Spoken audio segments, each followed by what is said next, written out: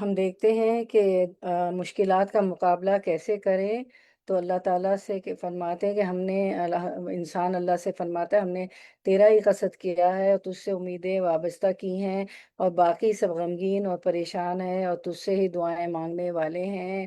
جب غم اتر پڑے اور خیمہ زن ہو جائیں، پریشانیاں بڑی ہو جائیں، راستے تنگ پڑ جائیں اور ہیلے کارگر نہ ہو، تو پکارنے والا پکار اٹھے، یا اللہ، یا اللہ، بس غم چھٹ جائے گا، تکلیف دور کر دی جائے گی اور مشکل آسان کر دی جائے گی۔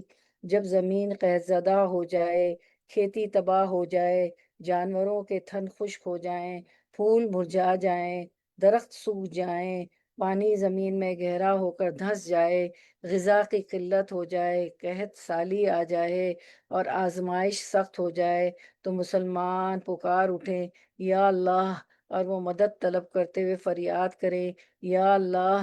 تب موسلا دھار بارش نازل ہوگی، پیاس دور ہو جائے گی اور زمین سیراب ہو جائے گی۔ جب بیمار کی بیماری شدت پکڑ جائے اور اس کا جسم لاغر اور کمزور ہو جائے، اس کا رنگ پھیکا پڑ جائے، اس کا ہیلا وسیلہ کم اور کمزور ہو جائے، طبیب اور ڈاکٹر اور پیشنٹ اس کی بیماری کے علاج سے عاجز آ جائیں، علاج مشکل ہو جائے، نفس بے صبرا ہو جائے، ہاتھ لرزنے لگیں، دل دھڑکنے لگیں اور مریض بے بس ہو جائے، تو اللہ بزرگ و برتر کی طرف متوجہ ہو کر پکار اٹھے، یا اللہ، یا اللہ، بس بیماری دور ہو جائے گی، شفا مل جائے گی اور دعا سنی جائے گی۔ تو انشاءاللہ ہم شروع کرتے ہیں۔ آج کا ہمارا ٹاپک ہے کہ مشکلات کا مقابلہ کیسے کریں، how to tackle with difficulties, اور دنیاوی تکالیف اور مصائب کا مقابلہ کرنے کے طریقے۔ forgiveness is better than revenge، عفو اور درگزر کرنا انتقام لینے سے بہتر ہے۔ تو آج ہمارا چھٹا پارٹ ہے، 6 پارٹ ہے، تو اینڈ پہ پہنچ رہا ہے انشاءاللہ۔ تو ہم شروع کرتے ہیں۔ نحمدہ و نصلی علی رسولہ الکریم، اما بعد، فاعوذ باللہ من الشیطان الرجیم، بسم اللہ الرحمن الرحیم۔ ربی اشرح لی صدری ویسر لی امری واحلل عقدۃ من لسانی یفقہوا قولی۔ رب زدنا علما، اللہم فقہنا فی الدین، اللہم انفعنا بما علمتنا وعلمنا ما ینفعنا وزدنا علما، آمین یا رب العالمین۔ تو ہم مشکلات کا مقابلہ کیسے کریں، طریقہ نمبر 33 پہ اینڈ کیا تھا، تو اب ہم طریقہ نمبر 34 سے شروع کرتے ہیں۔ تم دل میں اللہ کا خوف رکھو، نہ کہ کمزور مخلوقات کا ڈر۔ مخلوقات سے نہیں ڈرنا چاہیے، مخلوقات کمزور اور مسکین ہیں، وہ نفع و نقصان کے مالک نہیں ہیں، نہ کسی موت کے مالک ہیں، نہ زندگی کے، اور نہ اٹھائے جانے کے، نہ اجر و ثواب دینے اور نہ ہی سزا و عذاب دینے کے وہ مالک ہیں۔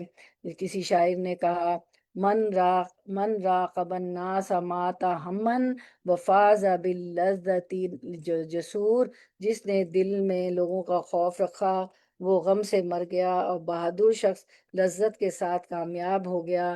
ایک اور شاعر نے کہا، من راقب الناس لم یظفر بحاجتہ وفاز بالطیبات الفاتق اللہج، جس نے لوگوں کا خوف دل میں رکھا وہ اپنے کام میں کامیاب نہ ہوا اور شوق و جرت کے ساتھ کام کرنے والا طیبات کے ساتھ کامیاب ہو گیا۔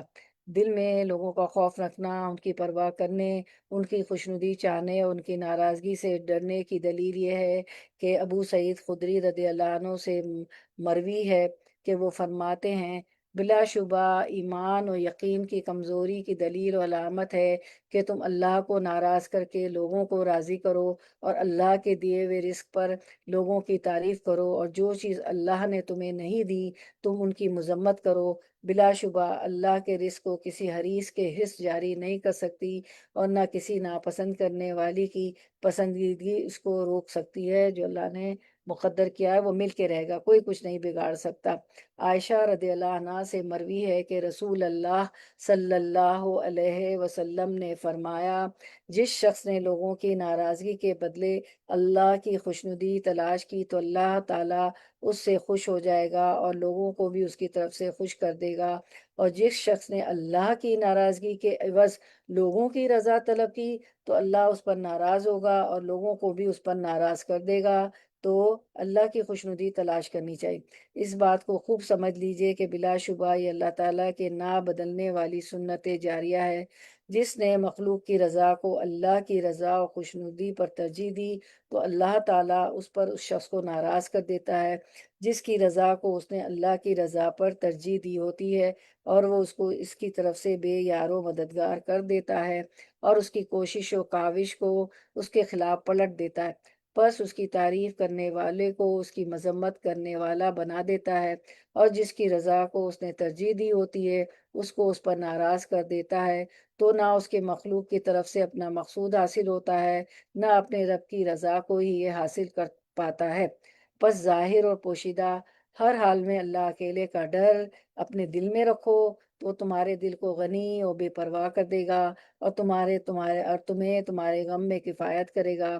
تم اپنے اور اللہ کے درمیان معاملات درست کر لو تو اللہ تمہارے اور لوگوں کے درمیان تمہارا معاملہ درست کر دے گا۔ یہ مت سمجھو کہ لوگ تمہارے ساتھ مشغول ہیں اور تمہاری طرف متوجہ ہیں، بلکہ ان میں سے ہر ایک کی اپنی فکر و مصروفیت ہے۔ شاعر نے کہا، فَلْيَتَكَاتَهُلُوا وَالْحَبَاتُ مَرِيرَةٌ وَلْيَتَكَاتَرْضَى وَالْأَنَامُ غِدَابٌ۔ بس کاش تو میٹھا ہو، زندگی کڑوی ہو، اور کاش تو راضی ہو اور لوگ ناراض اور غضبناک ہوں۔ سبحان اللہ۔ وَلَيْسَتِ الَّذِي بَيْنِي وَبَيْنَكَ عَامِرٌ وَبَيْنِي وَبَيْنَ الْعَالَمِينَ خراب۔ کاش جو میرے اور تیرے درمیان ہے آباد ہو اور جو میرے اور جہان والوں کے درمیان ہے ویران ہو۔ اِذَا صَحَّ مِنْكَ الْوُدَّ فَالْكُلُّ هَيِّنٌ وَكُلُّ الَّذِي فَوْقَ التُّرَابِ تُرَابٌ۔ جب تمہاری طرف سے محبت صحیح ہوگی تو سب کچھ آسان ہے، اور ہر وہ چیز جو مٹی کے اوپر ہے وہ مٹی ہونے والی ہے۔ اب طریقہ نمبر 35، تم خوشحالی میں اللہ سے جان پہچان رکھو تاکہ وہ سختی میں تمہاری حفاظت کرے۔ اور کچھ لوگ ہوتے ہیں خوشحالی میں اللہ کو یاد نہیں کرتے ہیں، تو جب خوشحالی میں اللہ کو یاد کرتے ہیں تو اللہ تعالیٰ سختی میں بھی ہمیں یاد رکھتا ہے، ہماری حفاظت کرتا ہے۔ رسول اللہ صلی اللہ علیہ وسلم نے فرمایا، تم خوشحالی میں اللہ سے جان پہچان پیدا کرو، اللہ تعالیٰ سختی کے وقت تم سے جان پہچان رکھتے ہوئے تمہاری حفاظت کرے گا۔ امام ابن رجب رحم اللہ نے فرمایا، یعنی جب بندہ اللہ سے ڈرتا ہے، اس کی حدوں کی حفاظت کرتا ہے اور اپنی خوشحالی میں اس کے حقوق ادا کرتا ہے تو یقیناً اس کی اللہ سے واقفیت ہو جاتی ہے اور اس کے رب تعالیٰ کے درمیان ایک خاص معرفت پیدا ہو جاتی ہے۔ بس اس کا رب سختی میں اس کو یاد رکھتا ہے اور بندے کی خوشحالی میں اس کو یاد رکھنے کی قدر کرتا ہے، اور اللہ اس کی یادگیری کی وجہ سے اس کو سختیوں سے نجات دے دیتا ہے۔ یہ ایک خاص قسم کی معرفت ہے، اللہ کی پہچان ہے، جس کا تقاضا یہ ہے کہ بندہ مومن اپنے رب تعالیٰ کا قرب اور محبت حاصل کر لیتا ہے، جس کے نتیجے میں اللہ اس کی دعائیں قبول کرتا ہے۔ پس بندے کی اپنے رب تعالیٰ کی معرفت کی دو قسمیں ہیں، ان میں سے ایک ہے معرفت عامہ۔ اس معرفت سے مراد بندے کا اللہ پر ایمان کا اقرار کرتے ہوئے اپنے اعمال کی تصدیق کرنا، اور یہ معرفت مومنوں کے لیے عام ہے۔ دوسری ہے معرفت خاصہ۔ یہ معرفت تقاضا کرتی ہے کہ بندے کا دل کلی طور پر اللہ کی طرف مائل ہو کر اس کا ہو کر رہے، اسی سے انس پکڑے، اس کے ذکر سے مطمئن ہو۔ اللہ بذکر اللہ تطمئن القلوب۔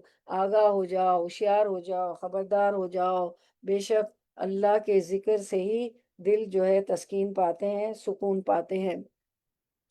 اسی سے حیا کرے، اسی کی ہیبت اور روب اس پر طاری ہو، یہ معرفت خاصہ جو صرف عارف باللہ لوگوں کو ہی حاصل ہو پاتی ہے۔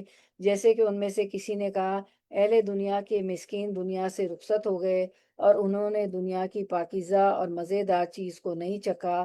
اسے کہا گیا، وہ مزیدار چیز کون سی ہے؟ اس نے کہا، اللہ عز و جل کی معرفت۔ کتنی مزیدار چیز ہے! اللہ تعالیٰ کی اپنے بندے کے متعلق معرفت کی بھی دو ہی قسمیں ہیں۔ پہلی معرفت عامہ، اور وہ ہے اللہ سبحانہ تعالیٰ کا اپنے بندے کے متعلق علم رکھنا اور اس کا اپنے بندوں کے ان تمام اعمال و اقوال سے آگاہ ہونا جو وہ مخفی یا ظاہر کرتے ہیں، جیسے کہ اللہ تعالیٰ نے سورۃ القاف 16 میں فرمایا، وَلَقَدْ خَلَقْنَا الْإِنسَانَ وَنَعْلَمُ مَا تُوَسْوِسُ بِهِ نَفْسُهُ، اور بلا شبہ یقیناً ہم نے انسان کو پیدا کیا اور ہم ان چیزوں کو جانتے ہیں جس کا وسوسہ اس کا نفس ڈالتا ہے۔ پھر فرمایا سورۃ النجم 32، هو عالم بکم اذ انشاکم من الارض واذ انتم اجنۃ فی بطون امہاتکم، وہ تمہیں زیادہ جاننے والا ہے جب اس نے تمہیں زمین سے پیدا کیا اور جب تم اپنی ماؤں کے پیٹوں میں بچے تھے۔ دوسری معرفت خاصہ، اس معرفت کا تقاضا یہ ہے کہ وہ اپنے بندے سے محبت کرتا ہوا اس کو اپنے قریب کر لے، اس کی دعا قبول کرے، اس کی سختیوں سے نجات دے۔ اللہ تعالیٰ کی اس معرفت کے متعلق نبی صلی اللہ علیہ وسلم کے اس فرمان میں اشارہ موجود ہے جو آپ صلی اللہ علیہ وسلم اپنے رب تعالیٰ سے بیان کرتے ہیں، میرا بندہ نفل عبادت کرتے کرتے میرے اتنا قریب ہو جاتا ہے کہ میں اس سے محبت کرنے لگتا ہوں، پس جب میں اس سے محبت کرنے لگتا ہوں تو میں اس کا وہ کان بن جاتا ہوں جس سے وہ سنتا ہے، اور میں اس کی آنکھ بن جاتا ہوں جس سے وہ دیکھتا ہے، اور اس کا ہاتھ بن جاتا ہوں جس سے وہ پکڑتا ہے، اور اس کا پاؤں بن جاتا ہوں جس سے وہ چلتا ہے، اور جب وہ مجھ سے سوال کرتا ہے تو میں اسے ضرور دوں گا، اور جب وہ مجھ سے مانگتا ہے تو میں اسے ضرور پناہ دیتا ہوں۔ یا اللہ ہمیں ایسا بنا دیجئے کہ اللہ ہم سے محبت کرنے لگے، ہماری آنکھ بن جائیں، ہمارے پاؤں بن جائیں، اور جو بھی ہم مانگے اللہ تعالیٰ ہماری دعا قبول کرے۔ ایک اور روایت میں ہے، اور اگر بندہ مجھ سے دعا کرتا ہے تو میں ضرور اس کی دعا قبول کرتا ہوں۔ داغ بن قیس نے کہا، تم خوشحالی میں اللہ کو یاد کرو تو وہ تمہیں سختیوں میں یاد رکھے گا، کیونکہ یونس علیہ السلام اللہ تعالیٰ کا ذکر کیا کرتے تھے، تو جب وہ مچھلی کے پیٹ میں گرفتار ہوئے تو اللہ عز و جل نے فرمایا سورۃ الصافات 143 144، فلولا انہ کان من المسبحین، پھر اگر یہ بات نہ ہوتی کہ بے شک وہ تسبیح کرنے والوں میں سے تھا، للبث فی بطنہ الی یوم یبعثون، تو یقیناً اس کے پیٹ میں اس دن تک رہتا، مچھلی کے پیٹ میں جس میں لوگ اٹھائے جائیں گے۔ تو یہ اللہ کے وہ مسبحین تھے، تسبیح کرنے والے تھے، تو تسبیح کی یہ برکات ہوئی کہ اللہ تعالیٰ نے مچھلی کے پیٹ سے ان کو باہر نکال دیا، ورنہ اللہ تعالیٰ فرماتے کہ اگر وہ تسبیح کرنے والوں میں سے نہ ہوتے تو وہ قیامت تک مچھلی کے پیٹ میں رہتے جب تک لوگ اٹھائے جاتے۔ فرعون سرکش بن کر اللہ کے ذکر کو بھولا رہا، لیکن جب وہ غرق ہونے لگا تو اس نے کہا آمنتو، میں ایمان لایا، تو اللہ تعالیٰ نے فرمایا سورۃ یونس 91، الآن وقد عصیت قبل وکنت من المفسدین، کیا اب، حالانکہ بے شک تو نے اس سے پہلے نافرمانی کی اور تو فساد کرنے والوں سے تھا، تو اب ایمان لاتا ہے۔ سلمان فارسی رضی اللہ عنہ نے کہا، جب انسان خوشحالی میں اللہ سے دعا کرنے والا ہوتا ہے، جب اس پر کوئی تنگی آتی ہے تو اللہ تعالیٰ سے دعا کرتا ہے، فرشتے کہتے ہیں یہ تو معروف اور مانوس آواز ہے، لہٰذا وہ اس کی سفارش کرتے ہیں، اور جب آدمی خوشحالی میں اللہ سے دعائیں نہیں کرتا تو جب اس پر کوئی مصیبت آتی ہے اور وہ دعا کرتا ہے تو فرشتے کہتے ہیں یہ کوئی مانوس آواز نہیں ہے، تو اس کی سفارش نہیں کرتے۔ ایک آدمی نے ابو درداء رضی اللہ عنہ سے کہا، مجھے کوئی نصیحت کیجیے، تو انہوں نے کہا تم خوشحالی میں اللہ کا ذکر کرو اور اس کو یاد رکھو تو اللہ تعالیٰ تمہیں تنگی میں یاد رکھیں گے۔ نیز ابو درداء رضی اللہ عنہ سے ہی مروی ہے کہ انہوں نے کہا اپنی خوشحالی والے دن تم اللہ سے دعا کرو تاکہ تیری بدحالی اور تنگی والے دن اللہ تعالیٰ تیری دعا قبول کرے۔ ایک شاعر نے کہا، وَإِذَا افْتَقَرْتَ إِلَى الذَّخَائِرِ لَمْ تَجِدُوا ذُخُرًا يَكُونُ كَصَالِحِ الْأَعْمَالِ، اور جب تمہیں ذخیروں کی ضرورت ہو تو یاد رکھو کہ تم صالح اعمال جیسا ذخیرہ نہیں پاؤ گے۔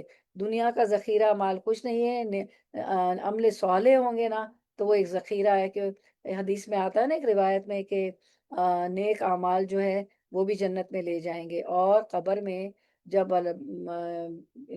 مردے کو دفنایا جاتا ہے اور فرشتے جب جو ہے اس سے سوال جواب پوچھنے آتے ہیں، تو ایک سفید پوش آدمی آتا ہے اور وہ کہتا ہے، وہ تو میت اس کو کہتی ہے کہ تم تو بہت ہی نورانی چہرہ ہے، بہت ہی اچھے آدمی لگتے ہو، تم کون ہو؟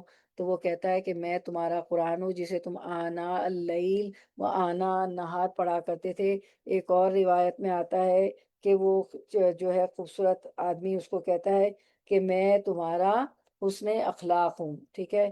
تو جو تو یہ ہے صالح اعمال اور حسن اخلاق، کہ قبر میں بھی ایک آدمی آ جائے گا خوبصورت چہرے والا، کہ تم جو ہو ان کے پریشان نہ ہو، تسلی دے گا، ان کے سوالوں کے، فرشتوں کے سوالوں کا جواب دے دو، یعنی کہ میں تمہارے ساتھ ہوں۔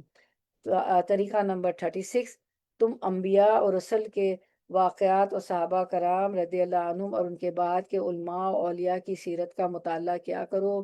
اس میں کوئی شک نہیں، تاریخ، واقعات اور سیرت کے مطالعے میں بہت سے فوائد اور عبرتیں ہیں جو آزمائش میں مبتلا مومن کی ثابت قدمی اور تسلی کا باعث بنتی ہے، جیسے کہ اللہ تعالیٰ نے فرمایا ہود 120، وَكُلًّا نَقُصُّ عَلَيْكَ مِنْ أَنْبَاءِ الرُّسُلِ مَا نُثَبِّتُ بِهِ فُؤَادَكَ، اور ہم رسولوں کی خبروں میں سے ہر وہ چیز ہے محمد صلی اللہ علیہ وسلم آپ سے بیان کرتے ہیں جس کے ساتھ ہم تیرے دل کو ثابت رکھتے ہیں۔ پس واقعات میں عبرت پکڑنے والے کے لیے عبرت ہے۔ جب اللہ سبحانہ تعالیٰ نے سورۃ الشعراء میں واقعات بیان کیے تو ہر واقعے کے خاتمے پر فرمایا ان فی ذالک لآیۃ وما کان اکثرهم مؤمنین، بے شک اس میں یقیناً ایک نشانی ہے اور ان کے اکثر ایمان لانے والے نہیں تھے۔ بس اللہ تعالیٰ نے جو قصص و واقعات بیان کیے ہیں وہ ہماری نصیحت کے لیے بیان کیے ہیں، جیسے کہ اللہ سبحانہ تعالیٰ نے ارشاد فرمایا سورۃ یوسف 111، لَقَدْ كَانَ فِي قَصَصِهِمْ عِبْرَةً لِأُولِي الْأَلْبَابِ مَا كَانَ حَدِيثًا يُفْتَرَىٰ، بلا شبہ یقیناً ان کے بیان میں عقلوں والوں کے لیے ہمیشہ سے ایک عبرت ہے، یہ ہرگز ایسی بات نہیں جو گھڑ لی جائے۔ اللہ تعالیٰ نے اپنے رسول صلی اللہ علیہ وسلم کو حکم دیا کہ آپ صلی اللہ علیہ وسلم لوگوں کو وہ واقعہ سنائیں جو آپ کے علم میں ہیں، تاکہ لوگ اپنے سے پہلے گزرنے والوں کے حالات پر غور و فکر کریں اور اپنے آپ کو احساس کرتے ہوئے اپنے لیے عبرت کا سامان بنائیں۔ اگر گزشتہ لوگ ظالم تھے تو یہ ان کی روش سے دور رہیں، اور اگر وہ نیک تھے تو یہ ان کے کردار و عمل کو بنیاد بنائیں۔ چنانچہ ارشاد باری تعالیٰ ہے الاعراف 176، فَاقْصُصِ الْقَصَصَ لَعَلَّهُمْ يَتَفَكَّرُونَ، یہ ان لوگوں کی مثال ہے جنہوں نے ہماری آیات کو جھٹلایا، سو تو یہ بیان سنا دے تاکہ وہ غور و فکر کریں۔ رسول اللہ صلی اللہ علیہ وسلم اور دین کی طرف دعوت دینے والے سابقہ لوگوں کے قصوں سے عبرت و نصیحت پکڑا کرتے تھے، اور یقیناً قرآنی واقعات اور حدیث نبی میں مذکورہ قصے زاد راہ ہیں جو نفسوں کو سیراب کرتے ہیں، دلوں کو مضبوط کرتے ہیں۔ پس سلف نے کہا قصص و واقعات اللہ کے لشکر ہیں۔ پس نوح علیہ السلام اور ان کی قوم، ہود علیہ السلام اور ان کی قوم، صالح علیہ السلام اور ان کی قوم، ابراہیم علیہ السلام اور ان کی قوم، لوط علیہ السلام اور ان کی قوم، موسیٰ علیہ السلام اور ان کی قوم، عیسیٰ علیہ السلام اور ان کی قوم، محمد صلی اللہ علیہ وسلم اور ان کی قوم کو جن حالات کا سامنا کرنا پڑا ان کو جاننے کی حرص اور کوشش کرو۔ اہل علم نے نبی صلی اللہ علیہ وسلم اور ان کی قوم کے جو حالات بیان کیے ان کو پڑھو، اور مکہ اور مدینہ میں ان کو جن حالات سے پالا پڑا ان کا مطالعہ کرو۔ علماء نے آپ صلی اللہ علیہ وسلم کے صحابہ کرام رضی اللہ عنہم کے احوال و اعمال کے متعلق جو کچھ بیان کیا ہے ان کو بھی پڑھو۔ اسی طرح ہر علاقے اور ہر دور کے علماء، ربانین اور نیک لوگوں کی سیرت پر غور و فکر کرو، کیونکہ تمہیں اس سے حکمت و سبق حاصل ہوگا اور تمہیں اپنے اپنے پر آنے والی ہر آزمائش کے لیے کوئی نمونہ مل جائے گا۔ دیکھو تاریخ میں کتنے زیادہ سبق اور عبرتیں ہیں۔ کسی شاعر نے خوب فرمایا، اخرت تاریخ اس فیہ العبر دعا قوم لیس یدرون الخبرہ۔ تاریخ کا مطالعہ کر، کیونکہ اس میں عبرتیں ہیں۔ وہ قوم مانے ہو گئی جو ماضی کی خبریں نہیں جانتی تھی۔ اور ایک دوسرے شاعر نے کہا، ومن ہوت تاریخ فی صدرہ اضاف اعمارا الی عمرہ۔ اور جس نے اپنے سینے میں تاریخ کو محفوظ کیا، اس نے اپنی عمر کے ساتھ کئی عمروں میں اضافہ کر لیا۔ اب طریقہ نمبر 37 دیکھتے ہیں۔ نفع مند امور کو اپنا نصب العین بناؤ اور اس چیز کی طرف توجہ نہ کرو جو تمہارے لیے ضرر رسا ہے۔ جو چیز تمہارے دین اور دنیا کے لیے نفع بخش ہے اس میں مشغول رہو اور اس چیز کی حرص کرو جو تمہارے لیے مفید ہے۔ کسی صورت میں بھی کمزوری کا نہ دکھاؤ اور نہ ہی سستی کا مظاہرہ کرو، جیسا کہ رسول اللہ صلی اللہ علیہ وسلم نے فرمایا، المومن القوی خیر و احب الی اللہ من المومن الضعیف۔ پس طاقتور مومن کمزور مومن سے بہتر اور اللہ کو زیادہ پسند ہے۔ ویسے ہر ایک مومن میں بھلائی ہے۔ اس چیز کی حرص کرو جو تمہیں نفع پہنچائے اور اللہ سے مدد طلب کر اور عاجز نہ آ۔ اور اگر تمہیں کوئی مصیبت پہنچے تو مت کہے، اگر میں ایسا کرتا تو ایسے ہو جاتا، بلکہ کہہ، اللہ نے مقدر کیا اور اس نے جو چاہا کیا۔ پس بے شک کلمہ لو کاش، if and but شیطان کے عمل کو کھول دیتا ہے۔ ایسا کر لیتی تو ایسا ہو جاتا، ایسا ہو جاتی تو ایسا ہو جاتا۔ تو یہ قدر اللہ شاء، قدر اللہ فعل ما شاء، یہ اللہ کی قدر تھی، نصیب تھا ہمارا، اللہ نے جیسا چاہا ایسا کیا۔ اور ضرر رسا امور کی طرف توجہ نہ کرو اور نہ ان کے متعلق فکر مند ہونے کی کوئی گنجائش نہ چھوڑو۔ لوگوں نے جو تمہیں اذیت پہنچائی ہے اس کی پرواہ نہ کرو، بلکہ اللہ نے جو تمہیں حکم دیا ہے اس کو اپنی فکر اور سوچ بناؤ اور اس کو مضبوطی سے پکڑے رہو۔ یہ سوچ نہیں ہوتی، فوراً وقت ضائع، دل کو مشغول کر دیتے ہیں لوگوں نے، یہ کیا وہ کیا، یہ اذیت دی، تو یہ کہہ رہے ہیں کہ اس کی پرواہ نہ کرو۔ اور یہ تو شیطان کا کام ہے کہ وہ ہمیں رنج و غم میں مبتلا کر دے گا، ایسا ہو گیا ویسا ہو گیا، فلاں نے مجھے اذیت دی، تاکہ اللہ کا ذکر نہ ہو۔ تو تمہیں جو اذیت پہنچائی ہے اس کی پرواہ نہ کرو لوگوں نے، بلکہ اللہ نے جو تمہیں حکم دیا اس کو اپنی فکر اور سوچ بناؤ اور اس کو مضبوطی سے پکڑتے ہوئے اس میں مشغول و مصروف ہو جاؤ۔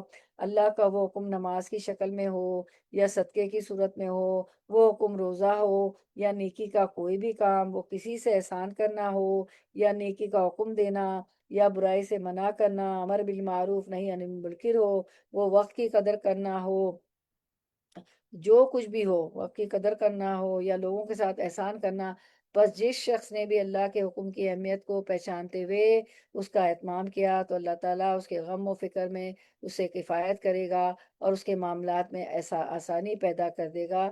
تو یہ ہماری سوچ اور فکریں ہوں۔ یہ سوچ اور فکریں نہ ہو کہ کسی نے مجھے ہرٹ کیا، کسی نے مجھے یہ کہہ دیا وہ کہہ دیا۔ ہماری سوچ اور فکریں کہ اللہ کے احکام میں مان رہی ہوں، اس پہ چل رہی ہوں، حقوق اللہ حقوق العباد اچھے سے ادا کر رہی ہوں۔ لوگوں کے ساتھ احسان کرنا، بس جس شخص نے بھی اللہ کے حکم کی اہمیت کو پہچانتے ہوئے اس کا اہتمام کیا تو اللہ تعالیٰ اس کے غم و فکر میں اسے کفایت کرے گا، اس کے معاملات میں آسانی پیدا کرے گا۔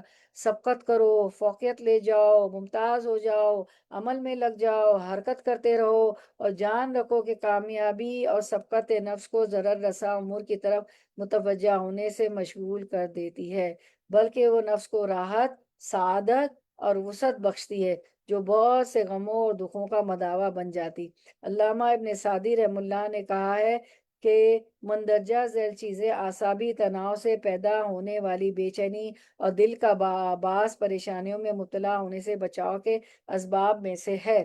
اعمال میں سے کسی عمل میں مشغول ہو جانا یا نفع مند علوم میں سے کسی علم میں مصروف ہو جانا جو دل کو اس امر کے ساتھ مشغول ہونے سے روکے جس نے اس کو بے چین رکھا ہے۔ اور کسی وقت ایسا کرنے سے انسان ان مصائب کو بھول جاتا ہے جو اس کے غم و فکر کا سبب بنے ہیں۔ بس کتنے ہی لوگ ہیں جو بے چینی اور دائمی پریشانیوں میں مبتلا ہوئے، جن کی وجہ سے وہ کئی ایک بیماریوں کا بھی شکار ہو گئے۔ تو ان کا اس سبب کو بھلا دینا اور کسی عمل میں مشغول ہو جانا ایک مفید اور نفع بخش دوائی ثابت ہوا، جس سبب نے ان کو پریشان کر رکھا تھا۔ طریقہ نمبر 38 شروع کرتے ہیں۔ وسوسے اور خوف سے جنگ کرو۔ بہت سے وسوسے آتے ہیں نا، شیطان کی طرف سے بھی ہوتے ہیں۔ ممکن ہے کہ ہم وسوسوں کی نسبت مومنوں کو دو قسموں میں تقسیم کریں۔ ایک تو وہ قسم جس کو وسوسے لاحق ہوتے ہیں، لیکن وہ اللہ کے حکم سے ان سے لڑنے، ان کو دور کرنے اور ان سے بچ جانے کی طاقت رکھتا ہے۔ بس اس قسم کے مومنوں کا فرض یہ ہے کہ وہ ان وسوسوں سے جنگ کرے اور ان سے بچ جائیں اور ان میں مبتلا نہ ہوں۔ اور دوسری قسم ان مومنوں کی ہے جو وسوسوں میں مبتلا ہوتے ہیں لیکن ان کو دور کرنے کی تمام تر کوشش کے باوجود ان سے بچاؤ کی طاقت نہیں رکھتے۔ مومنوں کی یہ قسم علاج کی محتاج ہے، اور نفسیاتی طب میں اس طرح مسلط وسوسوں کا نام وسواس 3 مالی خلیہ رکھا جاتا ہے۔ مالی خلیہ اردو میں کہتے ہیں، اور جو ہے انگلش میں کہتے ہیں میلن کولیا، ٹھیک ہے۔ میلن کولیا جو ہوتی ہے نا، ایک ڈپریشن اور سیڈنس کی، اداسی کی بیماری ہوتی ہے، ایک نفسیاتی بیماری ہوتی۔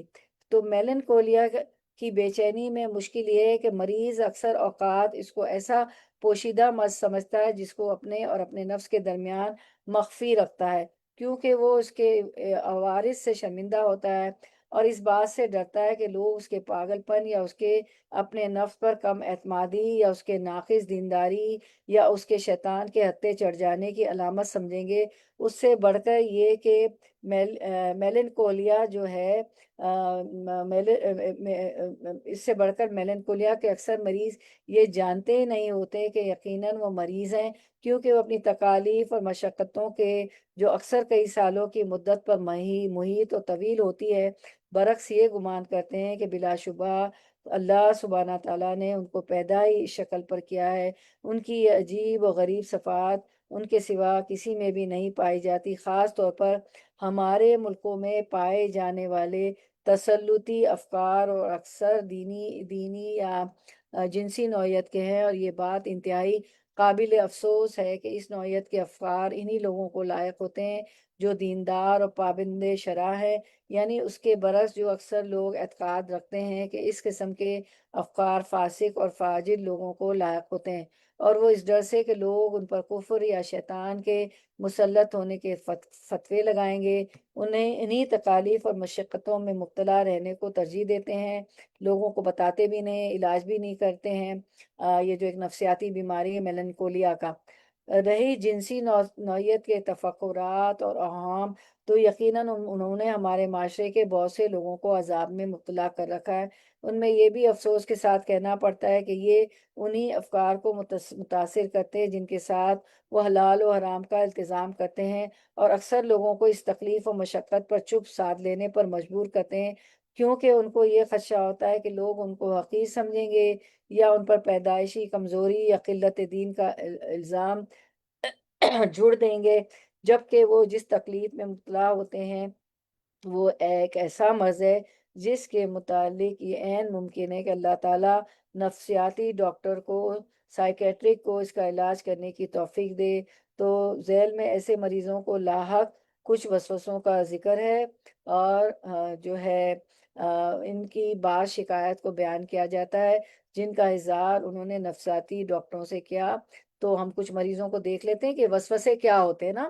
ان میں سے ایک مریض بیان کرتا ہے کہ میں نے یونیورسٹی میں اپنا مقالہ پیش کرنا ہے، لیکن اس بیماری کے سبب میں لکھ نہیں پا رہا۔ میں جس کام کو بھی شروع کرتا ہوں اس میں زیادہ تر استقامت نہیں اختیار پاتا،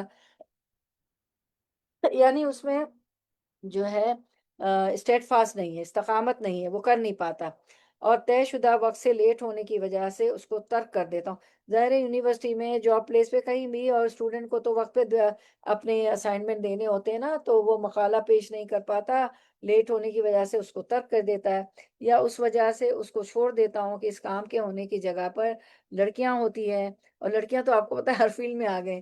اور میری حالت یہ ہے کہ جب میں ان ملازم لڑکیوں میں سے کسی لڑکی سے بات کر بیٹھتا ہوں تو میری مزی نکلنے لگتی ہے. اس کا نتیجہ یہ لگتا ہے کہ میں نماز نہیں پڑھتا ہوں. میں اس مسئلے کو بھی جانتا ہوں کہ بلا شبہ مزی کے نکلنے سے غسل واجب نہیں ہوتا، بلکہ ہم عضو تناسل اور جس جگہ مدی لگی ہے اس کو دھو کر وضو کر کے نماز پڑھ سکتے ہیں. لیکن میں ایسا نہیں کر پاتا. کثرت مزی کی وجہ سے میں محسوس کرتا ہوں کہ میں اپنے آپ کو پانی میں ڈبو دوں گا. آخر کار ہوتا یہ کہ میں بغیر لباس تبدیل کیے نماز ادا نہیں کر پاتا. یہ بھی شیطانی وسوسے ہوتے ہیں. تو یہ جو بیماری ہوتی ہے نا اس میں یہ سب ہوتا ہے. اے میرے نفسیاتی بیماری، اے میرے بھائی میری زندگی میرے لیے ایک عذاب بن چکی ہے، اور میں ہر کام میں وسوسوں کا شکار رہتا ہوں، حتیٰ کہ پیشاب میں، غسل میں، وضو میں، نماز میں، دوران نماز، حروف قرآن کے مخارج میں وسوسوں میں مبتلا رہتا ہوں. یہ ہوتا ہے نا، وضو صحیح نہیں کیا، نماز میں نے نہیں صحیح پڑھی، اچھا میں تو اب تجوید سیکھ گئی ہوں تو میرے مخارج میں نے خاص سے نہیں نکالا، قاف سے نہیں نکالا، اب نماز قبول ہوئی کہ نہیں. پہلے تو چلو میں جلائل میں تھی، میں اردو طریقے سے پڑھتی تھی. بہت سے وسوسے ہوتے ہیں نا. تو اب اس کے بعد ہم دعا بھی پڑھیں گے وسوسوں کی. آخر پر ایک بڑی مصیبت یہ ہے کہ کھانے کے متعلق بھی وسوسوں نے مجھے آ گرا ہے.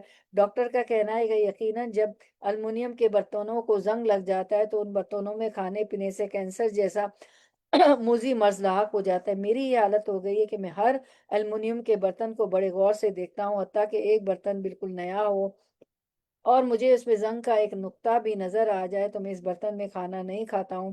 اور میں ایسا صرف کینسر کے ڈر کی وجہ سے ہی نہیں کرتا ہوں، بلکہ میں اس خوف سے ان برتنوں سے بچتا ہوں کہ ان میں کھانا کھانا اپنے نفس کو ہلاکت میں ڈالنے کے مترادف ہے، اور اس سے اللہ نے بھی ہمیں منع فرمایا ہے.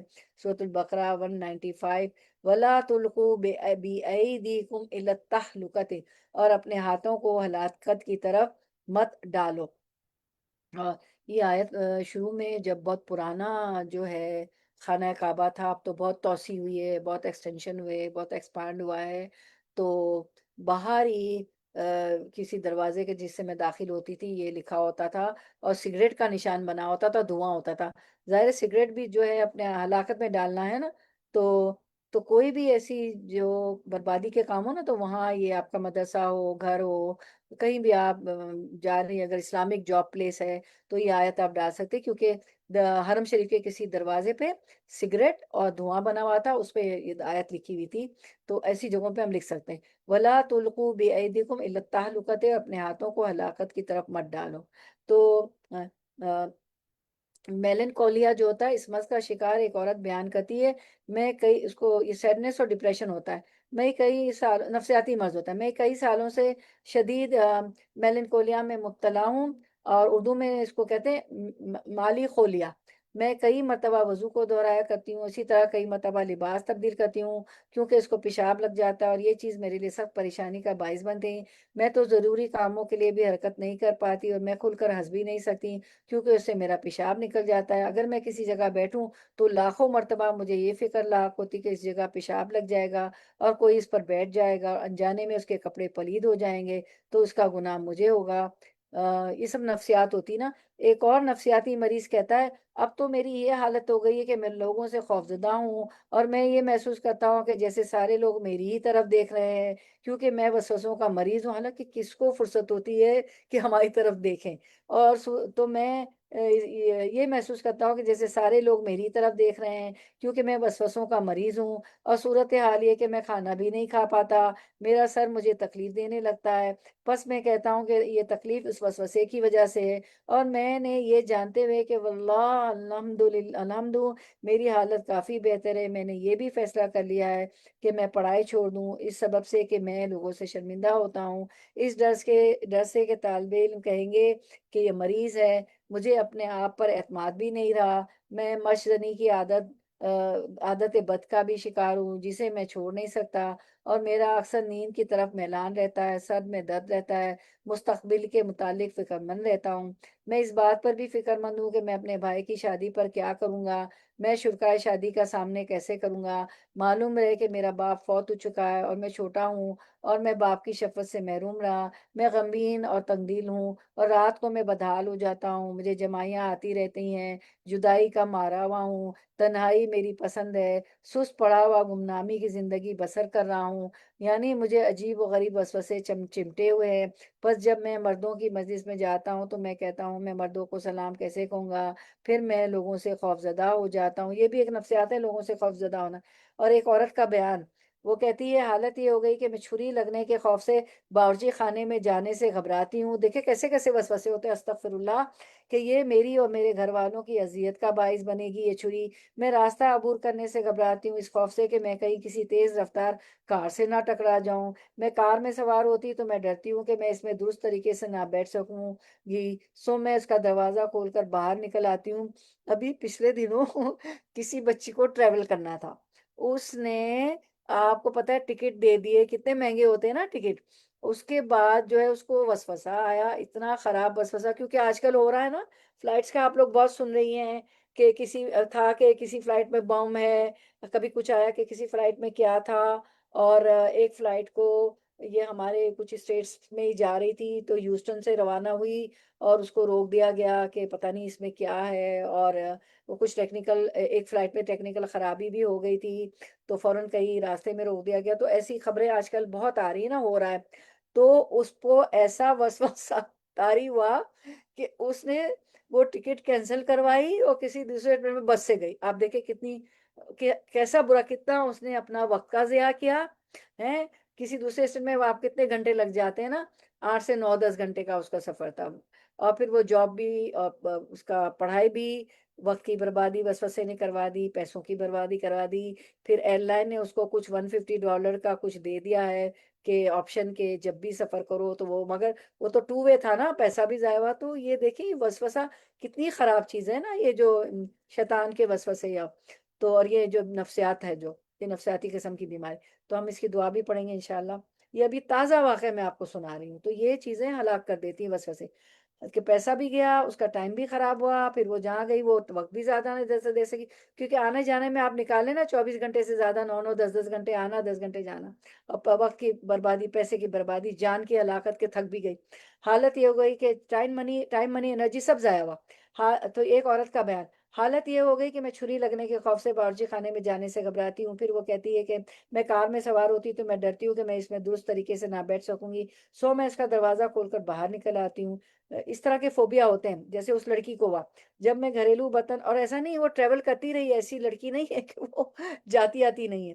جب میں گھریلو، لیکن وہ خبریں سن سن کر، جب میں گھریلو برتن خریدنے کے لیے برتن بازار میں جاتی ہوں تو میں اس بات سے خوفزدہ رہتی ہوں کہ اپنے سامنے ہوئے پڑے ہوئے برتنوں سے ٹکرا کر ان کو توڑ ڈالوں گی۔ بعض اوقات میں زور زور سے چیخنے کی رغبت محسوس کرتی ہوں، اور مجھے ڈر رہتا ہے کہ میں عوامی اجتماعات میں اپنے آپ کو بھول کر لوگوں کے سامنے چیخنا شروع کر دوں گی۔ جب میں کسی شخص سے بالمشافہ گفتگو کرتی ہوں تو مجھے ڈر لگتا ہے کہ میں بے قابو ہو کر اس کو مارنے نہ لگ جاؤں۔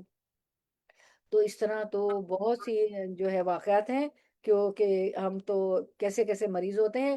تو اب ہم اسی واقعے پہ اینڈ کرتے ہیں، کیونکہ واقعات بہت ہیں، ٹھیک ہے۔ آ، تو تو یہ نفسیاتی واقعات نا، تو ہم آگے بڑھتے ہیں، اس کو واقعات کو بس اتنے ہی واقعات رکھتے ہیں۔ اس کے بعد ہم دیکھتے ہیں کہ تھوڑا سا اس کا حل دیکھ لیتے ہیں کیا ہے۔ جی، تو واقعات بڑے ہیں لیکن میں اس کو چھوڑ دیتی ہوں۔ اچھا، ہم نے یہاں تک پڑھا نا یہ عورت کا، کہ یہ اس طرح میرے کار میں بھی جو ہے وہ ہو جاتا ہے۔ تو نفسیاتی مریضوں کو لاحق ہونے والے وسوسوں کی چند قسمیں۔ نفسیاتی مریض پر یہ وسوسہ سوار رہتا ہے کہ وہ ایک خطرناک مرض میں مبتلا ہے۔ عین ممکن ہے کہ وہ وسوسہ اس کے دل میں یا گردوں میں مرض کی شکل اختیار کر لے، یا اس کو کینسر یا ایڈز یا اس کے علاوہ کوئی بیماری لگ جائے۔ وہ ڈاکٹروں کے پاس جاتا ہے، مسلسل مختلف نوعیت کی میڈیکل ٹیسٹ اور معائنے کرواتا ہے۔ یہ ٹیسٹ اور معائنے ثابت کرتے ہیں کہ اس کو مذکورہ امراض لاحق نہیں ہے، لیکن وہ مطمئن نہیں ہوتا۔ ہاں، اگر مطمئن ہوتا ہے تو ہر بلڈ ٹیسٹ اور معائنے کے بعد تھوڑی دیر کے لیے مطمئن ہوتا ہے۔ جو ٹیسٹ یہ ثابت کرتا ہے کہ جس بیماری کا اسے خوف ہے فی الحال وہ اس میں مبتلا نہیں ہے، ٹیسٹ تو کلیئر ہی آتے ہیں، یا ٹھیک ہے، یا اس کو بیماری کا وہم ہوتا ہے، جیسے کہ ابھی ساری وضاحت پڑھی نا ہم نے، لیکن وہ ڈاکٹروں کے پاس جانے سے اجتناب کرتا ہے اور اس کے برعکس مسلسل تکلیف اور سختی میں ہی زندگی بسر کرتا رہے۔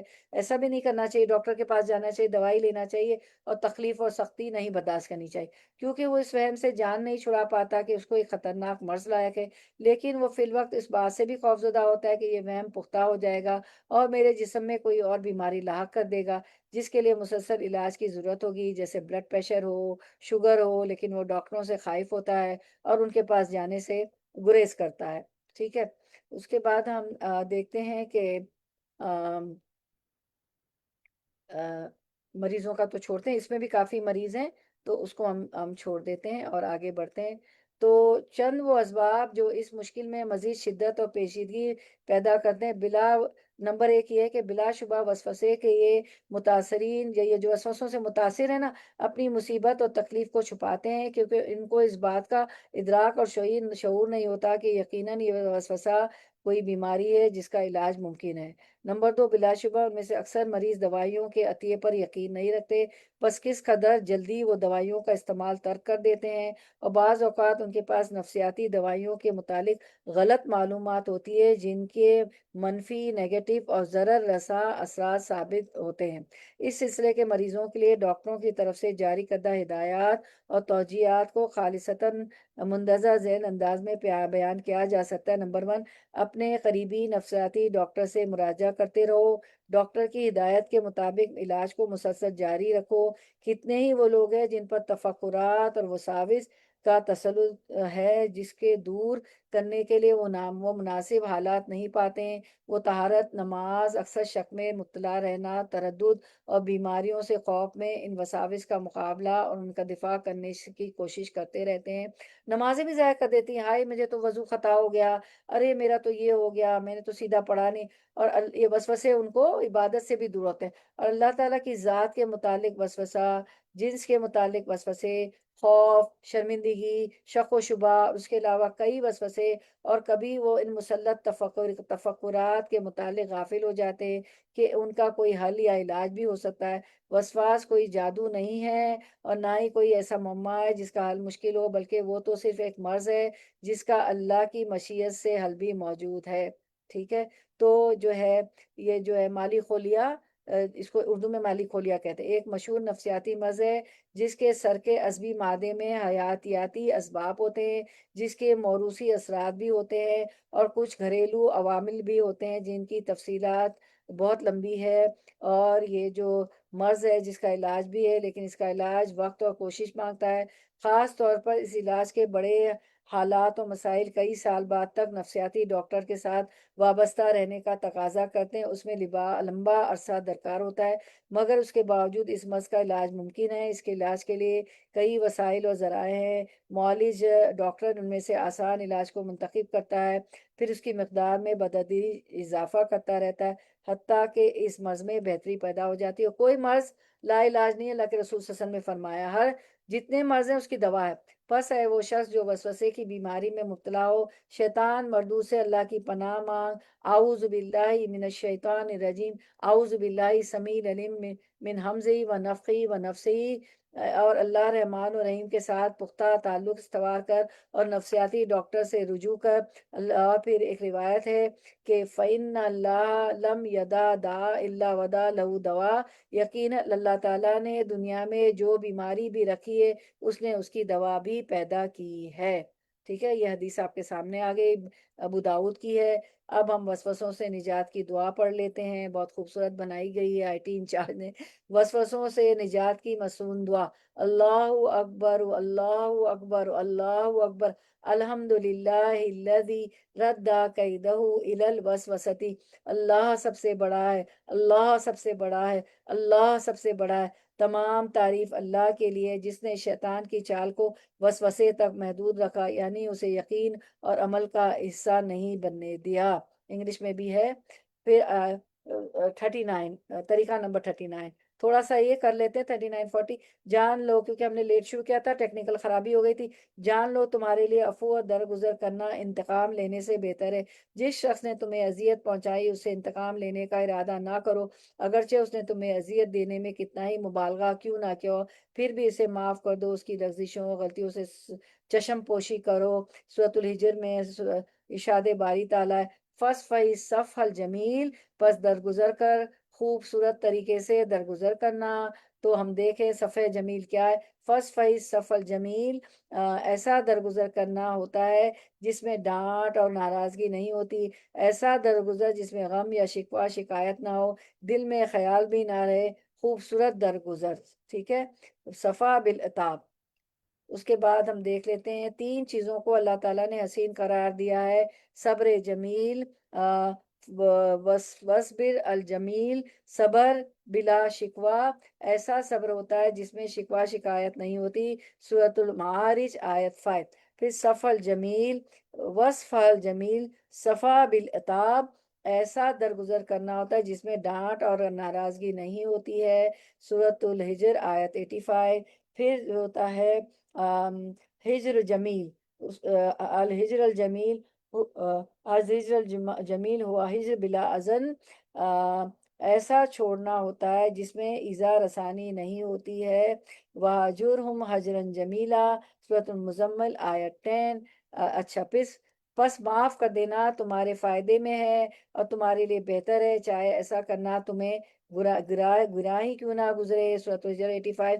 فَاصْفَحِ الصَّفْحَ الْجَمِيلَ، پس درگزر کر خوبصورت طریقے سے۔ بندے کو مخلوق کی طرف سے جس اذیت کا سامنا کرنا پڑتا ہے اور مخلوق اس پر جو زیادہ کرتی ہے، اس کے متعلق یہاں چند ایک قابل توجہ نصیحتیں بیان کی جاتی ہے۔ ان میں سے ایک قابل توجہ بات یہ ہے کہ وہ غفور، درگزر اور حلم و بردباری کی طرف توجہ کرے، کیونکہ جب وہ ان کی طرف ان کی فضیلت، مٹھاس اور عزت افزائی کی طرف توجہ کرے گا تو وہ ان سے صرف نظر نہیں کرے گا، جیسا کہ صحیح سند کے ساتھ نبی صلی اللہ علیہ وسلم سے مروی ہے، ما زاد اللہ عبدا یعفو الا عزا، بندے کے کسی کو معاف کرنے کی وجہ سے اللہ تعالیٰ اس کی عزت میں ہی اضافہ کرتا ہے۔ آپ بندوں کو معاف کریں گی تو اللہ تعالیٰ آپ کی عزت میں اضافہ کریں گے، ٹھیک ہے۔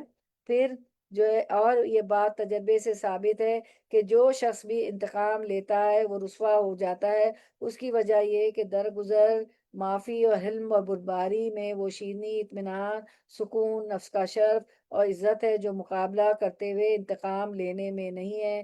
شاعر نے خوب کہا، لما عفوت ولم عاقد علی احد ارحت نفسی من غم العداوات، جب میں نے معاف کر دیا اور کسی کے خلاف دل میں کینہ نہ رکھا تو میں نے عداوتوں کے غم سے اپنے نفس کو سکون بخش دیا۔ اللہم اہدی قلبی وسدد لسانی واسلل سخیمۃ قلبی، یہ دعا پڑھا کریں۔ بس نبی صلی اللہ علیہ وسلم کو جس انداز میں بھی تنگ کیا گیا اور ستایا گیا، آپ صلی اللہ علیہ وسلم نے کبھی تنگ کرنے والے سے انتقام نہیں لیا، الا یہ کہ اللہ کی حدوں کو پامال کیا گیا ہوتا تو آپ صلی اللہ علیہ وسلم اللہ کے لیے انتقام لیتے تھے۔ ایک اور قابل توجہ چیز احسان ہے جو پہلے کی نسبت زیادہ اہم اور افضل ہے، اور وہ ہے بندے کا اپنے سے برائی کرنے والے کے ساتھ احسان کرنا، پس وہ اس کے ساتھ اس نے سلوک کرتا ہے جیسے اس نے اس کے ساتھ برا سلوک کیا ہوتا ہے۔ ایسا کرنے کی طاقت تو صرف عظیم لوگ اور بڑے بڑے مشن رکھنے والے مضبوط نفسوں کے مالک ہی رکھتے ہیں۔ اگر ہم کسی کو معاف کر دیں گے تو کیا ہوگا؟ کون لوگ کرتے ہیں کہ کون کرتے ہیں؟ جیسے کہ وہ انسان کرتے ہیں، وہ بندے جو اپنے سے برائی کرنے والے کے ساتھ احسان کرتا ہے، پوس وہ اس کے ساتھ اس نے سلوک کرتا ہے جس نے اس کے ساتھ برا سلوک کیا۔ ایسا کرنے کی طاقت کون لوگ رکھتے ہیں؟ عظیم لوگ ہوتے ہیں، بڑے مشن رکھنے والے مضبوط نفسوں کے ہوتے ہیں۔ تو اگر آپ نے کسی کو معاف کر دیا، میں نے اور آپ نے، تو ہم عظیم ہیں، ہمارا مشن بڑا ہے اور ہمارے نفس مضبوط ہیں، ہمارے نفس مضبوط ہے، اس پہ ہمارا قابو ہے۔ اور بڑا مشن کیا ہے؟ چھوٹی موٹی باتوں کو نہیں لیتے ہیں، لغو کو نہیں لیتے، ہلکی بات، معمولی بات وہ نہیں لیتے ہیں مومنون۔ قد افلح المؤمنون، وہ فلاح پانے والے لوگ ہوتے ہیں، جو عظیم لوگ ہوتے ہیں، بڑے مشن رکھتے ہیں، لوگوں کو معاف کر دیتے ہیں، مضبوط نفسوں کے مالک ہوتے ہیں، مومن ہوتے ہیں، کیونکہ ان کا مشن ہوتا ہے اللہ کی بات کو پھیلانا۔ اور نوح علیہ السلام نے 950 سال، 1000 میں 50 سال جو ہے کیا کی، جو ہے اللہ کا پیغام پہنچایا، اور مٹھی بھر لوگ مسلمان ہوئے۔ آپ سسم پہ اوجریاں پھینکی گئی، مائن نہیں کیا، پیشاب کر دی گئی مسجد میں، مائن نہیں کیا، صحابہ کرام کو گھسیٹا گیا ان کی دھوپ میں، سخت ریت پہ جو ہے، ہمارے یہاں ڈامر کے روڈ ہوتے ہیں، ایسے روڈ بھی نہیں ہوتے تھے، اور ان کی کھال چھل جاتی تھی، گوشت باہر آ جاتا، لیکن مشن بڑا تھا، سب کو معاف کر دیا۔ فتح مکہ کے دن کہا لا تثریب علیکم اليوم، آج کسی پہ کوئی زور زبری، کوئی انتقام نہیں لیا۔ تو ہمیں جو ہے عظیم بننا ہے، بڑے مشن رکھنے ہیں، اور مضبوط نفسوں کے مالک بننا ہے، سب کو معاف کر دینا ہے، جو معاف نہیں کرتا اس کو معاف نہیں کرتا۔ ابھی آپ نے حدیث پڑھی کہ معاف کرنے میں ہماری عزت ہوتی، تو ایسا بننا ہے۔ اور ان میں سے ایک لائق توجہ چیز سلامتی اور دل کو ٹھنڈا رکھنا ہے۔ یہ چیز اس شخص کے لیے انتہائی باشرف ہے جس نے اس کو پہچان لیا، تو اپنے نفس کو ٹھنڈا رکھے، غصہ نہ ہو جائیں لوگوں کی اظہار ثانی پہ، اور اس کی مٹھاس اور شیرینی کو چکھ لیا۔ اس کے عملی مظاہرے کی صورت یہ کہ بندہ اپنے دل و دماغ کو اس اذیت کے ساتھ مشغول نہ کر لے جو اس کو لوگوں کی طرف سے پہنچی، اور نہ ہی اس کا انتقام لے کر اپنے دل کو ٹھنڈا کرنے کے ذرائع تلاش کرتا رہے، بلکہ وہ اپنے دل کو اس سے فارغ رکھے، اور اس بات کا یقین کر لے کہ بلا شبہ اس کی سلامتی، اس کا ٹھنڈا رہنا، اور انتقامی سوچ سے بچنا، بدلہ لینے کی سوچ سے بچنا اس کے لیے فائدہ مند، لذیذ، پاکیزہ، اس کے مسالے کے لیے معاون اور مددگار ہے۔ اور ان میں سے ایک قابل چیز توجہ امن ہے، چنانچہ جب وہ مقابلہ بازی اور انتقام کو ترک کر دے گا تو اس سے پہلے سے پہنچنے والی تکلیف کے نسبت ایک بڑے شر سے بچ جائے گا۔ جب وہ انتقام لے گا، بدلہ لے گا، تو لازمی طور پر ایک انجانے خوف میں مبتلا ہو جائے گا، کیونکہ اس نے اپنے نفس پر اعتماد کرتے ہوئے اپنے آپ کو اس کے سپرد کر دیا۔ اور اس میں ایک خرابی یہ بھی ہے کہ بلا شبہ انتقام، عداوت، دشمنی کے بیج بوئے گا، اور کینہ پرور دشمن کے سینے میں بہت زیادہ غصے کی آگ بھڑکائے گا، جبکہ عفو درگزر دشمنی کے کانٹوں کو توڑتا ہے، اور دشمن کے سینے میں جوش مارنے والے کینے اور دشمنی کو ٹھنڈا کرتا ہے۔ میں ریپیٹ کرتی ہوں، معاف کرنے سے، عفو درگزر کرنے سے کیا ہوتا ہے، دشمنی کا کانٹا ٹوٹ جاتا ہے، اور دشمن کے سینے میں جوش مارنے والے کینے اور دشمنی کو ٹھنڈا کرتا ہے۔ اور ان میں سے ایک لائق توجہ چیز اسوہ اور نمونہ ہے آپ سسم کا، اور وہ بہت باشرف اور لطیف چیز ہے، کیونکہ عقلمند اور سمجھدار شخص اللہ کے رسولوں، اس کے انبیاء، اولیاء اور اس کی مخلوق میں سے خاص بندوں کو اپنے لیے نمونہ بنا کر خوشی محسوس کرتا ہے، کیونکہ لوگوں میں سب سے زیادہ سخت امتحان اور آزمائش انہی لوگوں کی ہوتی ہے، اور ان لائق توجہ چیزوں میں سے ایک چیز توحید ہے۔ یہ تمام قابل توجہ چیزوں میں سے اعلیٰ اور عرفہ چیز ہے۔ جب بندے کا دل اللہ کی محبت اور خلوص سے لبریز ہو جاتا ہے تو وہ اس کا قرب حاصل کرنے کے لیے اس کی رضا اور خوشنودی کو مد نظر رکھتا ہے۔ اس کی آنکھیں اللہ تعالیٰ کے تعلق سے ٹھنڈی ہوتی ہیں، اور وہ اس کے ساتھ انس پکڑتا ہے اور سکون حاصل کرتا ہے۔ وہ اللہ کی ملاقات کا مشتاق رہتا ہے، ہر ایک سے کٹ کر اسی کو اپنا دوست و ولی بنا لیتا ہے۔ اس کی محبت اس کے خوف، امید اور ذکر میں فنا ہو جاتا ہے، اور دوسروں سے بے نیاز ہو کر اسی پر توکل اور بھروسہ کرتا ہے۔ لوگ چاہے کچھ بھی کرتے رہیں، کتنی بھی اذیت دیں، سلنڈر کریں، باتیں کریں، غیبت کریں، اس کے حق ماریں، تو وہ دوسروں سے بے نیاز ہو کر صرف اللہ پر توکل اور بھروسہ کرتا ہے، تو اس کے دل میں تو لوگوں کی دی ہوئی اذیت کے لیے کوئی جگہ باقی ہی نہیں رہتی۔ چاہے جا کے اس کا دل، اس کی فکر اور سوچ انتقام لینے اور مقابلہ کرنے کا سوچے۔ آپ سسم کو جادوگر، مجنون، مذموم، تو آپ کہتے ہیں میں تو مزمل ہوں، میں تو ہوں ہی نہیں جو یہ کہہ رہے ہیں۔ لوگوں کی تمہیں اذیت دینے میں کئی حکمتیں پوشیدہ ہیں، جس کے کئی ایک فائدے ہیں۔ نمبر ایک، ان میں سے ایک فائدہ یہ ہے کہ تم صبر کرنا، غصے کو پی جانا، نفس کا مجاہدہ کرنا، اس کا مقابلہ کرنا سیکھ جاؤ گے۔ نمبر دو، ایک فائدہ یہ کہ تمہیں کسی کی برائی کرنے پر حلم و بردباری کا مظاہرہ کرنا آ جائے گا۔ نمبر تین، ایک فائدہ یہ کہ تمہیں عفو درگزر کرنا، اچھے انداز میں دفاع کرنا اور برا سلوک کرنے والے سے حسن سلوک کرنے کی تربیت حاصل ہوگی۔ بس اگر تم تکلیف اور اذیت کا سامنا نہ کرو تو تم ان خصال حمیدہ کو نہ جان سکو، اور یہ بڑی مشکل بات ہے کہ تم اذیت کا سامنا کیے بغیر حلیم بن سکو۔ ایک فائدہ یہ کہ بلا شبہ تمہیں اس حقیقت کا ادراک ہوگا کہ مخلوق جس قدر بھی تمہاری اذیت اور مدرت، تمہیں ضرر پہنچانے، تکلیف اور پہنچانے کا ارادہ کرے، بہرحال وہ کمزوری ہے، مخلوق کیا کر سکتی، کچھ بھی نہیں۔ اور جیسے کہ جادوگروں نے کہا تھا فرعون نے کہا میں مجھ سے پوچھے بغیر، میری اجازت کے بغیر تم موسیٰ علیہ السلام پہ ایمان لے آئے، میں تو تمہارے ہاتھ پیر مخالف سمت سے کٹوا دوں گا۔ تو انہوں نے کہا کہ تو کر لے جو کرنا چاہتا ہے، تیرا زور تو اس دنیا تک چلتا ہے، ہمیں تو حقیقت سمجھ میں آ گئی، ہم تو سجدے میں گر گئے، تو اس دنیا تک کرے گا، وہاں تو ہمیں جنت مل جائے گی۔ تو جس قدر بھی تمہاری اذیت اور مدت کا ارادہ مخلوق کرے گی، بہرحال وہ کمزوری ہے۔ لوگوں کی اظہار آسانی کا جو ہم نے سارا کچھ پڑھا، مذکورہ بالا منافع کے علاوہ بھی بہت سے فوائد اور حکمتیں ہیں۔ اللہ تعالیٰ کی اپنے مومن بندوں پر کی جانے والے نعمتوں میں سے ایک نعمت یہ بھی ہے کہ وہ ان پر اذیت مسلط کرتا ہے تاکہ ان کی صبر، تحمل اور اس طرح کے دیگر خصال حمیدہ پر تربیت کرے۔ تو چلیں یہیں پر ہم اینڈ کرتے ہیں، 40 تک تھا ہمارا، لیکن چلیں ہم کیونکہ ہمارا اس میں بھی ٹائم چلا گیا تھا، ٹیکنالوجی میں بھی، تو ہم اسی پہ اینڈ کرتے ہیں۔ انشاءاللہ اگلا کنٹینیو کریں گے اس کے ریویو کے ساتھ، اس کو بھی مس نہیں کیجیے گا۔ اللہم وفقنی لما تحب وترضا، دعا فار سنسر انٹینشن، یا اللہ مجھے توفیق دے کہ میں وہ عمل کروں جس سے تو محبت کرتا ہے اور راضی ہوتا ہے۔ سبحان ربک رب العزت عما یصفون، وسلام علی المرسلین، والحمد للہ رب العالمین۔ سبحانک اللہ ربنا تقبل منا انک انت السمیع العلیم وتب علینا انک انت التواب الرحیم، وآخر دعوانا ان الحمد للہ رب العالمین۔ سبحانک اللہم وبحمدک، نشہد ان لا الہ الا انت، نستغفرک ونتوب الیک۔ السلام علیکم ورحمۃ اللہ وبرکاتہ۔ جزاک اللہ خیر، اللہ تعالیٰ آپ لوگ کا آنا بیٹھنا قبول فرمائے۔ کوئی کچھ بتائے گا؟